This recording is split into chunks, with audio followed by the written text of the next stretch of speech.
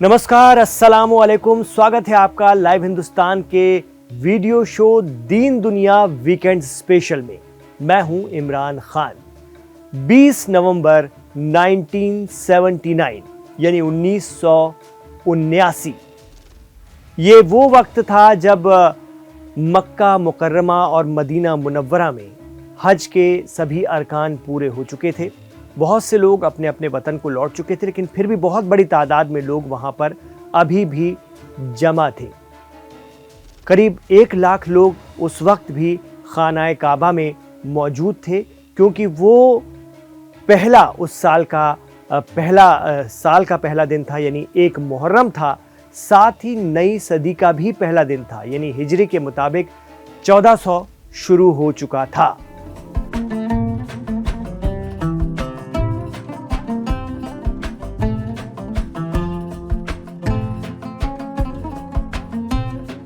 वैसे तो दुनिया भर से आए अराकीन हज तमाम अरकान पूरे करके अपने वतन लौट रहे थे, लेकिन उस दिन नवंबर की गुलाबी सर्दी और हिजरी सदी का पहला दिन होने की वजह से करीब 1 लाख लोग खानाए काबा में मौजूद थे। ये लोग उम्मीद कर रहे थे कि बादशाह अरब शाह खालिद खानाए काबा में तशरीफ लाएंगे और सदी की पहली फजर की नमाज में शिरकत करेंगे। सुबह के 5:15 हो रहे थे।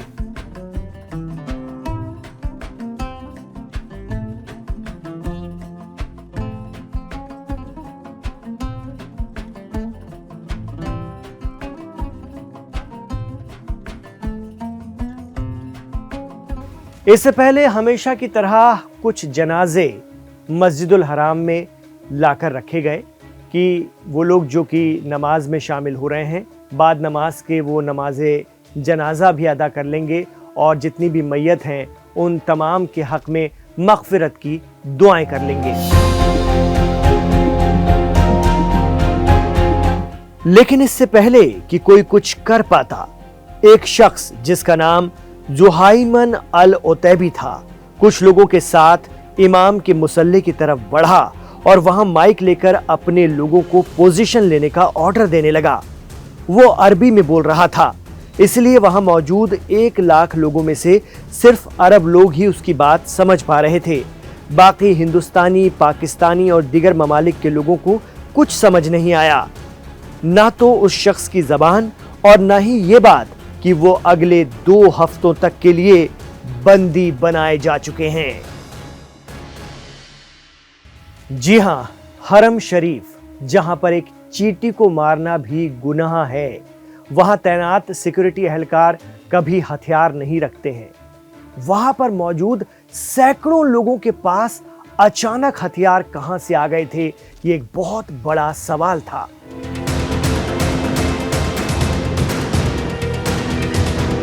करीब 200 लोग मुसल्ला या हथियार बंद होना शुरू हो गए, मगर हरम शरीफ जैसी पाक जगह पर यह हथियार कहां से आ गए, और वो भी इतनी तादाद में, तो लोगों की आंखों के सामने इसका इंकशाफ भी हो गया। जी हां, जो जनाजे मस्जिदुल हराम के प्रीमाइसेस में लाए गए थे, दरअसल वो जनाजे नहीं थे, बल्कि हथियारों से भरे हुए ताबूत थे। और सिक्योरिटी फोर्सेस की आंख में धूल झोंककर उन्हें जनाजों की शक्ल में अंदर लाया गया था।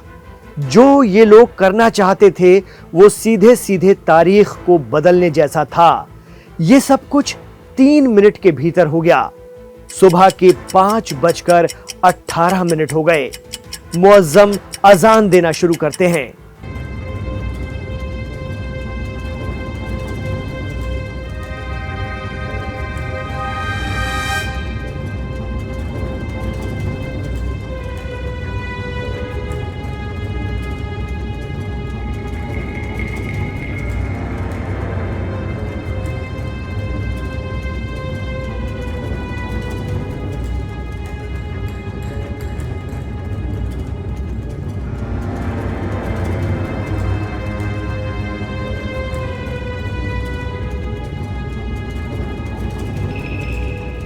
अजान खत्म होने के बाद सभी लोग बाजमात नमाज पढ़ने लगते हैं। जैसे ही नमाज खत्म हुई, लोगों ने सलाम फेरा, वैसे ही लोगों के कानों में गोलियों की आवाजें आने लगी।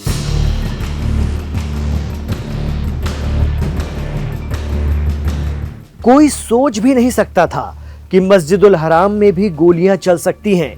इधर हरम शरीफ में बेखौफ घूमने वाले परिंदे भी फड़फड़ाने लगे और हथियार बंद लोग बस यहां से वहां भाग रहे थे, पोजीशन ले रहे थे। इस बीच मस्जिद के माइक से ऐलान हुआ कि इमाम मेहंदी आ चुके हैं और अब जुल्म और नाइंसाफी से भरी इस दुनिया में इंसाफ होगा।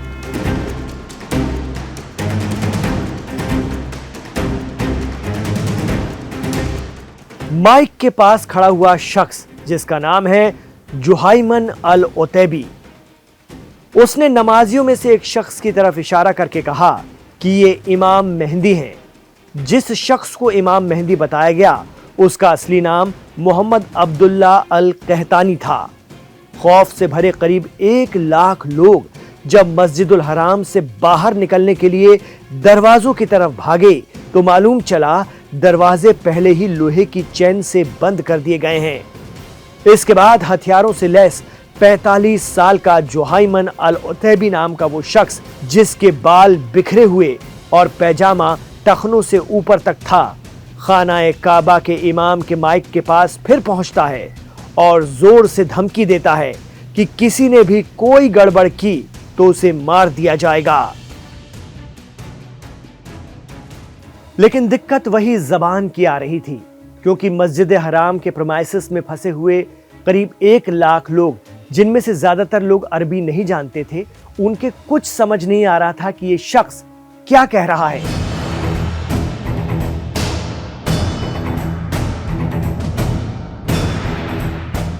कहा जाता है कि उस वक्त वहां मौजूद ज्यादातर जायरीन का ताल्लुक भारत और पाकिस्तान से था, लेकिन हमलावरों ने इसकी भी तैयारी की हुई थी। उन्होंने सभी भारतीयों और पाकिस्तानियों को अलग किया और उनके बीच से एक ऐसा शख्स उठाया जो अरबी, हिंदी और उर्दू दोनों का जानकार हो। बाकी देशों के लोगों के लिए इंग्लिश में मैसेज देने के लिए उनके पास बंदे थे। इसके बाद जुहाइमन अल ओतैबी ने फिर माइक से कहा कि मेरे पास इमाम मेहंदी खड़े हैं, पहले तो सब लोग बैठ जाएं और एक एक करके आएं और इनकी बैत करते जाएं। इसके बाद उसके साथी मस्जिद हराम में फैल गए, मस्जिद की मीनारों पर असलहे के साथ चढ़ गए। इधर जुहाइमन 1 घंटे तक माइक पर खिताब करता रहा। वो लोगों को ये यकीन दिलाने में लगा था कि आज एक कदीम पेशन गोई पूरी होने जा रही है, यानी इमाम मेहंदी का ज़हूर हो चुका है। इस बात की खबर आग की तरह उस वक्त के मीडिया के जरिए पूरी मुस्लिम दुनिया में फैल गई। कहा जाने लगा कि मक्का, मदीना और जद्दा पर जुहाइमन अल ओतैबी और उसके कबीले का कंट्रोल हो गया है। कुछ खबरों के मुताबिक हमला करने वाले ये आतंकी सुन्नी इस्लामिक सलाफी ग्रुप से ताल्लुक रखते थे।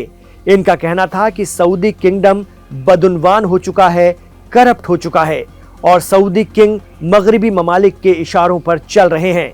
उस वक्त सऊदी इंटेलिजेंस के चीफ प्रिंस टर्की अरब लीग में हिस्सा लेने के लिए क्राउन प्रिंस शाह फाहद के साथ ट्यूनीशिया गए हुए थे। इसके अलावा सऊदी नेशनल गार्ड्स के चीफ प्रिंस अब्दुल्ला भी मोरक्को में थे।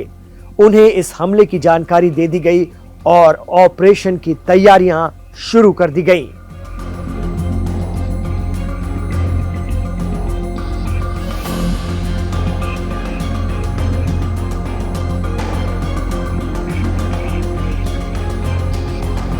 तो मस्जिदुल हराम पर अटैक की तैयारी ये हमलावर कई दिनों से, कई महीनों या यूं कहें कि कई सालों से कर रहे थे।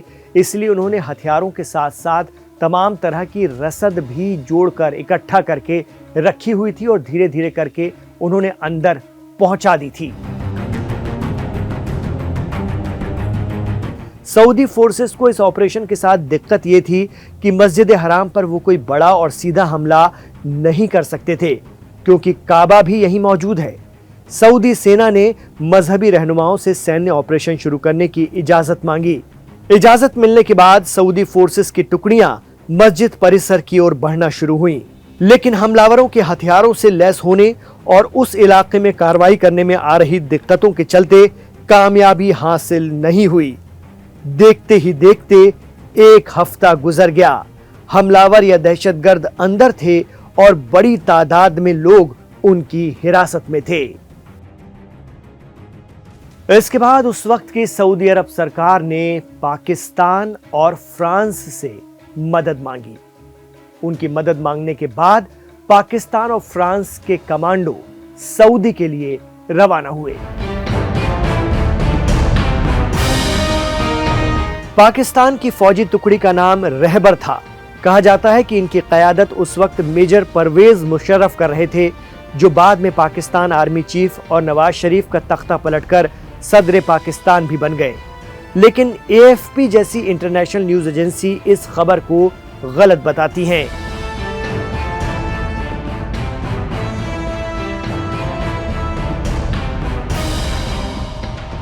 तो पाकिस्तान और फ्रांस की मदद मिलने के बाद सऊदी फोर्सेस को थोड़ी ताकत आई।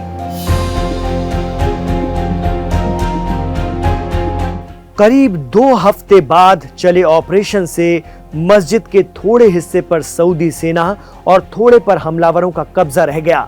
कुछ हमलावरों ने मस्जिद के अंडरग्राउंड एरिया में पनाह ली। सिक्योरिटी फोर्सेस ने हमलावरों को बाहर निकालने के लिए स्मोक बम फेंके, जिससे सांस लेने में दिक्कत आने लगी और हमलावरों ने सरेंडर कर दिया। 14 दिनों तक चले इस ऑपरेशन के बाद करीब 137 हमलावरों को मार गिराया गया और 63 को गिरफ्तार कर लिया गया। इस सानहे के 1 महीने बाद इन 63 हमलावरों को, जो कि पकड़े गए थे, सऊदी अरब के 8 अलग अलग शहरों में अपनी जानें गंवानी पड़ी।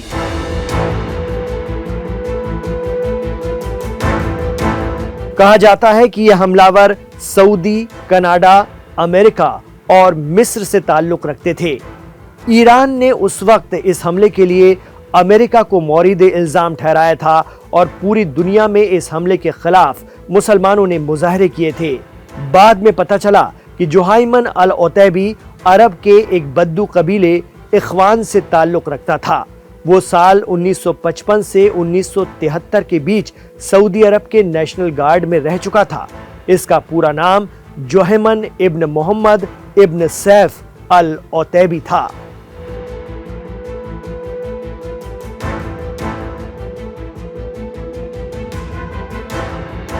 तो इन 2 हफ्तों ने सऊदी अरब में हज और उम्रा की सिक्योरिटी के निजाम को बदल कर रख दिया। आज भी सऊदी में सख्त सिक्योरिटी के बीच हज के फराइज अंजाम दिए जाते हैं और उम्रा होता है। उस घटना के बाद, उस वाक़े के बाद सारी चीज़ें एकदम बदल दी गई सिक्योरिटी के हवाले से। तो ये घटना आपको दीन दुनिया वीकेंड स्पेशल में हमने आपको सुनाई, बताई। आपको कैसी लगी हमें कमेंट बॉक्स पर ज़रूर बताएं। हमारे बताने का अंदाज और इसके बारे में आपको किस हद तक जानकारी मिल सकी, आप ज़रूर कमेंट बॉक्स पर हमें बताएं। इस शो के साथ आखिर तक कनेक्ट रहने के लिए, इमरान खान के साथ आखिर तक जुड़े रहने के लिए आपका बहुत बहुत शुक्रिया। हमारे इस वीडियो को लाइक कर दीजिए और इस वीडियो को ज़्यादा से ज़्यादा शेयर कीजिए, ये हम आपसे गुजारिश करते हैं। साथ ही आपसे भी कहना चाहेंगे कि हमारे चैनल लाइव हिंदुस्तान को सब्सक्राइब ज़रूर कीजिए। इजाज़त दीजिए और हमें अपनी दुआओं में याद रखिएगा।